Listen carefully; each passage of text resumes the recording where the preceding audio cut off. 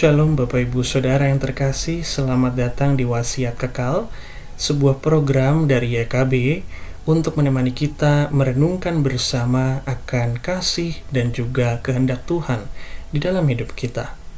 Saya Pendeta Moditiko Pradana dari GKI Cibadak, Sukabumi akan membawakan tema pada hari ini yang berjudul Taatlah kepada Allah. Sebelumnya, mari kita bersatu dalam doa.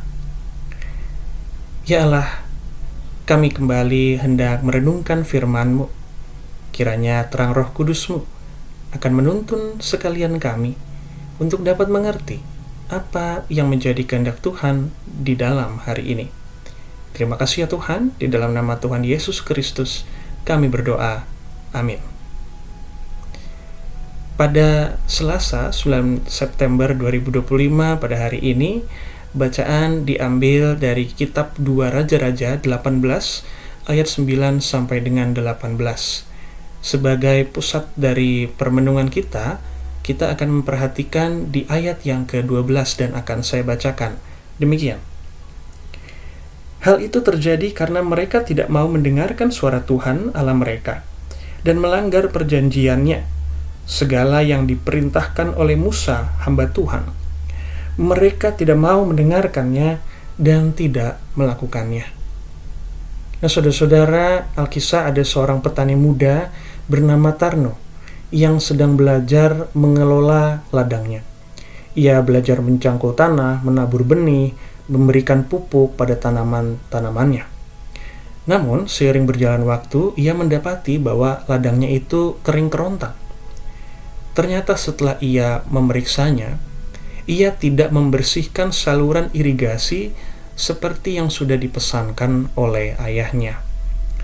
Ketidakpedulian Tarno terhadap apa yang menjadi perintah ayahnya inilah yang mengakibatkan ia gagal panen. Dan ini menimbulkan masalah yang besar bagi dirinya. Nah, pengalaman Tarno ini mirip dengan kisah dalam 2 Raja-Raja pasal 18 ayat 9 sampai dengan 18, di mana kita membaca bahwa penduduk Samaria dibuang ke Asyur karena mereka tidak mau mendengarkan suara Tuhan Allah mereka dan kemudian melanggar perjanjiannya. Mereka malah memilih menyembah berhala, mengabaikan perintah-perintah Allah, dan mengikuti apa yang menjadi kebiasaan bangsa lain yang di mata Tuhan adalah jahat. Allah tentu tidak tinggal diam. Allah mendidik mereka dengan tegas. Maka bangsa Asyur kemudian diizinkan oleh Allah untuk menaklukkan mereka. Saudara-saudara yang terkasih, kisah umat Israel ini menjadi peringatan bagi kita agar kita selalu hidup di dalam ketaatan kepada Allah. Ketaatan bukanlah sekedar mematuhi aturan, melainkan bentuk pengabdian dan ungkapan kasih kita kepada Allah. Maka dalam keseharian kita, marilah kita selalu mengingat bahwa apa yang menjadi kehendaknya adalah keputusan yang harus kita ambil. Segera tinggalkan hal-hal yang mengganggu relasi kita dengan Allah. Ingatlah bahwa di dalam ketaatan kita, maka kita bergaul akrab dengan Allah. Kita akan menerima dan mengalami secara penuh anugerah kebaikannya. Nah, sebagai perenungan kita, ada sebuah pertanyaan yang kita dapat renungkan bersama. Apakah kita mau mendengar dan melakukan apa yang Allah ajarkan dan perintahkan? Mari kita membawa renungan ini di dalam doa. Ya Allah, ajarkan kami untuk taat, ajarkan kami untuk berfokus kepadamu saja.